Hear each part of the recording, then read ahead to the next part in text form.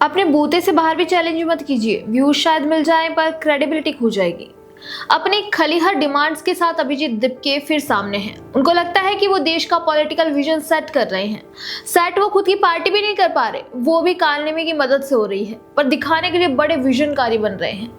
अपनी उसी खलीहर और बेतुकी डिमांड्स की दुकान लेकर अभिजीत दीपके एक बार फिर सोशल मीडिया पर हाजिर हैं। इस बार वे देश के प्रधानमंत्री को सलाह दे रहे हैं, ज्ञान बांटते हुए कह रहे हैं कि इस इंडिपेंडेंस डे पर प्रधानमंत्री लाल किले से यूथ को बोले, उन्हें बताए कि उनके लिए सरकार क्या कर रही है। जरा सोचिए, किसे सिखाने की कोशिश हो रही है? उस प्रधानमंत्री को जो 140 करोड़ भारतीयों के सीधे जनादेश से चुनकर आए हैं। अब वो पीएम मोदी हैं। कोई ऐसे शख्स तो है नहीं जो अमेरिका से डिपोर्ट होकर यहाँ प्रेशर ग्रुप बनाने की नाकाम कोशिश करने आया हो। पीएम मोदी को लाल किले से क्या बोलना है, इसके लिए उन्हें किसी नेशनल सोशल एंटरटेनर के अप्रूवल या ऑर्डर की जरूरत नहीं है। वैसे सुनकर हंसी भी आती है और हैरानी भी। भाई साहब, आप किसे सलाह दे रहे हैं? किसे ऑर्डर या प्रेशर ग्रुप की तरह संदेश भेज रहे हैं भारत के चुने हुए प्रधानमंत्री को?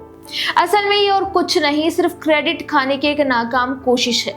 पीएम मोदी तो करते ही हैं यूथ, विमेन्स, फार्मर्स, एंटरप्रेन्योर सभी की बातें। तो जब इस बार भी पीएम मोदी हमेशा की तरह यूथ से बात करेंगे, देश के युवाओं के लिए लाल किले से कोई बड़ी बात कहेंगे, तो दीपके जैसे लोग खुद को शाबाशी देंगे कि देखा, हमने कहा था, इसीलिए पीएम मोदी बोले। अजीब सोशल मीडिया स्टंट्स हैं, जैसे हमें कुछ समझ ही नहीं आता। लेकिन सच ये है कि देश अब इस तरह के नेशनल सोशल एंटरटेनर वाले ड्रामे से बहुत आगे निकल चुका है। दीपके भले ही माहौल को एनएससी जैसा बनाना चाह रहे हो, लेकिन लोकतंत्र में जनता के चुने हुए प्रतिनिधि को प्रेशर में नहीं लाया जा सकता। और खास बात यह है कि प्रधानमंत्री नरेंद्र मोदी को तो बिल्कुल नहीं। वे तो खुद हर साल देश की जनता से, युवाओं से लाल किले के भाषण के लिए सुझाव और टॉपिक्स आमंत्रित करते हैं। लगता है पीएम मोदी के इनविटेशन पर ही दीपके अपना ये सजेशन दे रहे हैं।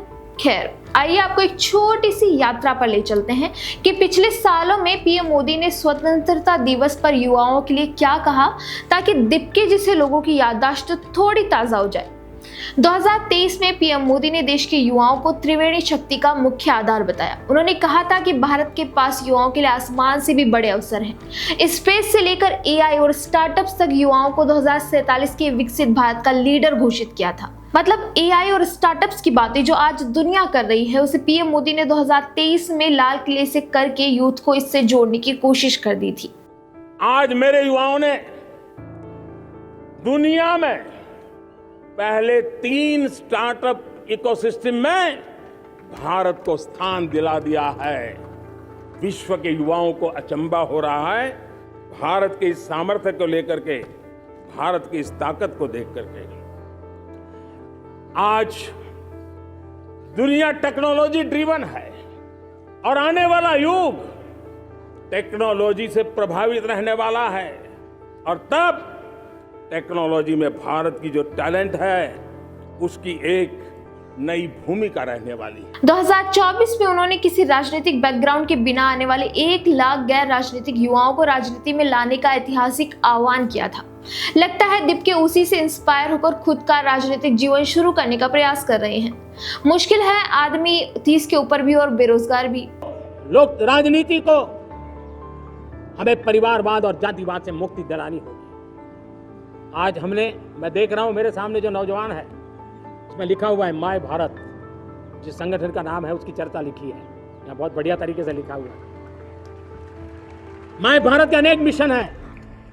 एक मिशन ये भी है कि हम जल्द से जल्द देश में राजनीतिक जीवन में जनप्रतिनिधि के रूप में 1 लाख ऐसे नौजवानों को आगे लाना चाहते हैं।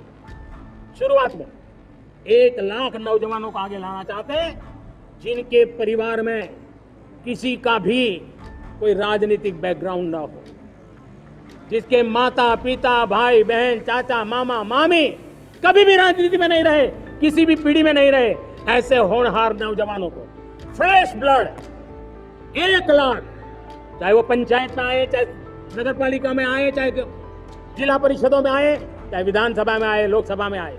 खैर, इसी साल पीएम मोदी ने साथ ही 2 लाख करोड़ रुपए का पैकेज और पीएम इंटर्नशिप स्कीम लाकर 1 करोड़ यूथ को टॉप कंपनियों में काम करने का मौका भी दिया था। 2025 की बात कर लेते हैं, जब 1 लाख करोड़ रुपए के स्पेशल यूथ एम्प्लॉयमेंट और स्किल पैकेज की बात की थी।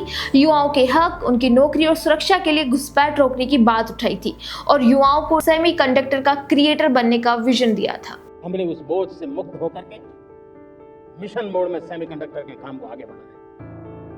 6 अलग अलग सेमीकंडक्टर के यूनिट्स जमीन पर उतर रहे हैं। 4 नए यूनिट्स को हमने ऑलरेडी हरी झंडी दिखा दी है, ग्रीन सिग्नल दे दिया है। और देशवासियों और मेरे खास करके नौजवानों और विश्व भर में भारत की टेक्नोलॉजी की ताकत को समझने वाले लोगों को भी कहना चाहूंगा, इसी वर्ष के अंत तक मेड इन इंडिया, भारत की बनी हुई, भारत में बनी हुई, भारत के लोगों द्वारा बनी हुई मेड इन इंडिया चिप्स बाजार में आ जाएगी। आईटी का युग है, डेटा की ताकत है, क्या समय की मांग नहीं है? ऑपरेटिंग सिस्टम से लेकर के साइबर सुरक्षा तक, डीप टेक से लेकर के आर्टिफिशियल इंटेलिजेंस तक, सारी चीजें हमारी अपनी हो।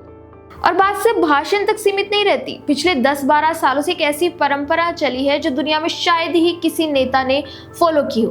15 अगस्त का भाषण खत्म होते ही सिक्योरिटी और प्रोटोकॉल को एक तरफ रखकर पीएम मोदी सीधे लाल किले के सामने बैठे एनसीसी कैडेट्स, स्कूली बच्चों और युवाओं के बीच चले जाते हैं। पहले के दौर में ये सिर्फ एक औपचारिक मुलाकात हुआ करती थी, नेता हाथ हिलाकर निकल जाते थे, लेकिन पीएम मोदी के आने के बाद इसका स्तर ही बदल गया है। वे बच्चों के बीच जाते हैं, हाथ मिलाते हैं, ऑटोग्राफ देते हैं और उनसे सीधे बातें करते हैं। यहाँ तक कि वो कठिन समय याद कीजिए जब देश कोविड-19 के दौर से गुजर रहा था, तब भी पीएम मोदी ने इस परंपरा को टूटने नहीं दिया। सोशल डिस्टेंसिंग के साथ ही सही, लेकिन वे अपने देश के यूथ से मिले और उनका हौसला बढ़ाया। यहाँ तक कि हर साल 28 जनवरी को होने वाली पीएम एनसीसी रैली को देखिए, जहां देश के कोने कोने से आए हजारों कैडेट्स को वे न केवल संबोधित करते हैं, बल्कि 7 लोक कल्याण मार्ग यानी पीएम आवास पर अपने घर बुलाकर चाय पिलाते हैं, साथ बैठकर उनके विचार सुनते हैं और उनके साथ सेल्फी लेते हैं। और ये इंटरेक्शन कोई फोटो ऑप्स के लिए नहीं होता। जो लोग समझते हैं कि भाषण के बाद पीएम मोदी की ये मुलाकातें सिर्फ एक फोटो ऑप है, नीतिगत फैसलों से पूरी तरह अनजान है। पीएम मोदी का ये विजन एनसीसी की ग्राउंड पॉलिसी में बदला है। पिछले कुछ सालों में एनसीसी की न केवल कैडेट क्षमता 17 लाख से बढ़कर 20 लाख कर दी गई है, बल्कि देश के 173 से ज्यादा सीमावर्ती और समुद्री तटीय इलाकों के 1 लाख युवाओं को स्पेशल एनसीसी कैडर से जोड़ा गया। आज एनसीसी में लड़कियों की भागीदारी 40% के पार पहुंच चुकी है और एनसीसी कैडेट्स को साइबर सिक्योरिटी और ड्रोन टेक्नोलॉजी सिखाई जा रही है। ये कोई दिखावा नहीं, ये सीधे जमीनी स्तर पर युवाओं का सशक्तिकरण है। और एनसीसी में कौन है? यूथ है, देश का भविष्य है। तो सवाल ये है कि जिस प्रधानमंत्री के दिल और प्रायोरिटी में युवा डे 1 से सबसे ऊपर हैं, उन्हें आप याद दिलाने वाले कौन होते हैं? ये देश काम करने वालों और जमीन पर उतरकर यूथ को दिशा देने वालों का सम्मान करता है, सिर्फ सोशल मीडिया पर प्रेशर ग्रुप बनाने का नाटक करने वालों का नहीं। पीएम मोदी यूथ पर पहले भी बोले हैं, आज भी बोल रहे हैं और आगे भी बोलेंगे, क्योंकि ये उनका अपना अटूट विजन है, किसी के कहने का नतीजा नहीं।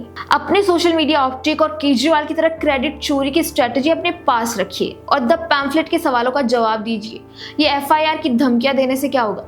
ये वीडियो ज्यादा से ज्यादा शेयर कीजिए ताकि ये दीप्के तक पहुंच जाए, और हमारा वीडियो पसंद आए तो लाइक, शेयर एंड सब्सक्राइब करना ना भूलें।